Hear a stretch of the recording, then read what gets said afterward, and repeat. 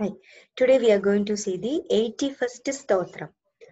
Tejo vrusho dhyudidhara sarvashastra bradam varaha pragraho nigraho vyangro naika sringo gadagrajaha.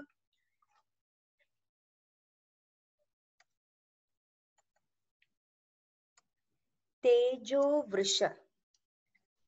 Tejas, Tejo or Tejas means the glory, and Vrisho means rainfall.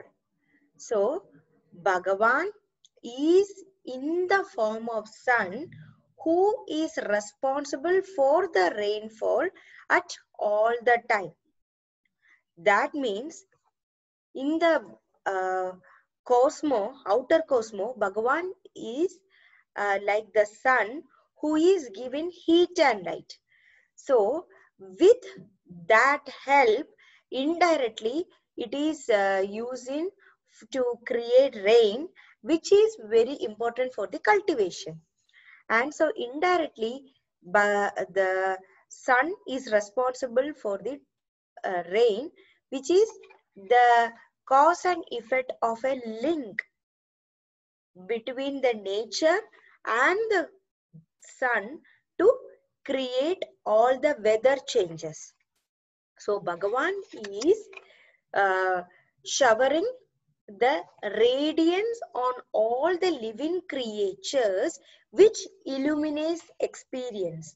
So Bhagavan is in our body as a soul to illuminate the radiance. That's why that radiance is called Tejo, and Vrisha means showers. So Bhagavan is showering radiance on us with the help of soul. So he is present. He is there in our life as a soul, and he is illuminating our life. That radiance means the happiness that we have. The next one is Dyudhi Dhara. Dyudhi means the brilliance, and Dhara means who has the form. Who is Dhara means usually that wears or who has. So Bhagavan has the form of the brilliance, that is he is effulgent form, that is self-created form. So he has the glory of beauty and strength. So he is the pure seat of pure consciousness, and he is bearer of radiance. That's why our Atma has a light in it. That's why when you have life, our body is glowing. When you smile, you feel some inner glory in our face. That kind of radiance is helping us for the perception, emotion, and thought. So that Dyudhi is the Bhagavan. That's why Bhagavan is called Dyudhi Dhara. Next one is Sarva Shastra Bridam Vara.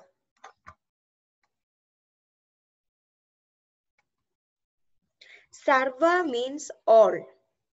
Shastra means the weapon.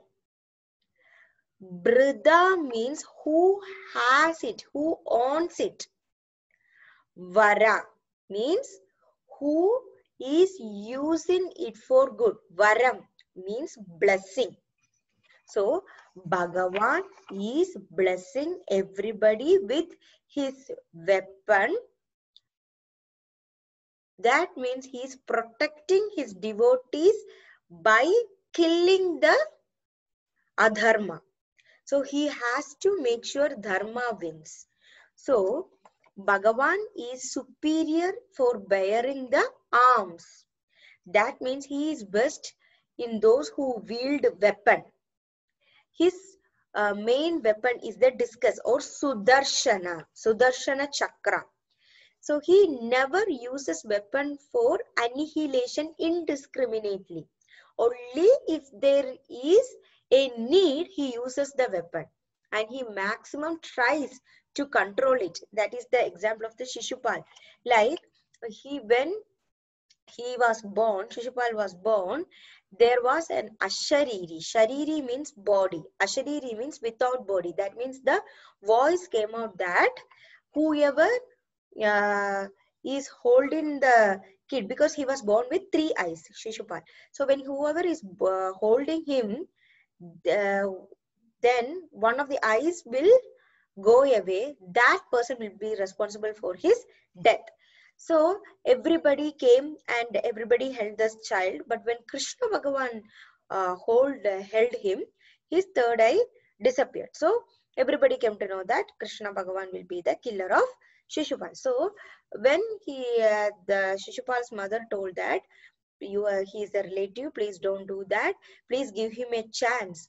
Then Krishna told that it is not my uh, target to kill him, but if I am there to do my duty, then I have to do it. So when the Shishupal's mother is Sri Krishna's Attai. Attai means the aunt. So when he told aunt that I will not kill until I count up to 1,000 mistakes that he do. So what happens? Even at that time, the Shishupal kept on cursing Krishna in the big sadasa. Sadasa means the hall where everybody, all the kings were there. He started cursing Krishna. Krishna counted until up to 1,000. On the 1,001th time when he started cursing, he used the Sudarshana Chakra. So that is one of the instances that he used Sudarshana Chakra after giving 1,000 chances. So Bhagavan doesn't use the Sudarshana Chakra until if there is a need. And that too, Bhagavan is doing the nature destruction. That will result only in the constructive way. So he does not destroy anything with just for simple reason. Everything happens for a specific reason. So when he is doing the destruction with the weapon, he is cutting off the connection with world, and he is destroying that devilish emotion and giving moksha, so that the soul is not again hurting any people who is following the dharma. So in that case, Bhagavan uses the Sudarshana Chakra. Next one is Pragraha. Pragraha means Bhagavan accepts the offerings of devotees with great delight. So the Bhagavan is the receiver of all the worships from every devotee. So he does not distinguish in creed, race, location in world, and he is ready to accept at all times, even if it is in the night 12 o'clock, even if it is in the morning 3 o'clock, even if it is in the afternoon 12 o'clock. And he only sees the soul in that the spiritual presence. Maybe a different person follows different institution, or use the different symbol, or maybe of different creed, or they follow different scripture, but everything script or anything, but they all are coming from the same power. So they all have the same perception, feeling and thinking. They have the same experience of God, and they are universally one and the same. And Bhagavan is all pervading and he never changes. So Bhagavan can control the sense organs, or he can regulate it. That's why he is called Pragraha. Next one is Nigraha. Nigraha means killer. That means Bhagavan controls and destroys everything like ego, egocentric limitations, and he will result in the pure consciousness for the body. So that killing of the emotions is called Nigraha. And he does not distinguish between a plant, animal or man. He considers everything equally. And he is there to help us, support us. And we are a part of Bhagavan. Next one is Vyagra. Vyagra means who has no end. Agra means end. So Vyagra means no end. That is, Bhagavan is very attentive. Vyagra has another meaning called attentive. Vyagrada. He is very much interested in granting the prayers of devotees. That is, he is a fulfiller of all devotees. He is every time engaged in fulfilling the devotees' desires. And these desires are happening because of the imperfection. So once you have no desire, you will have peace and bliss. That is blessed by Bhagavan. Next one is Naiga Sringa. Naiga Sringa. Naiga means four. Sringa means horn.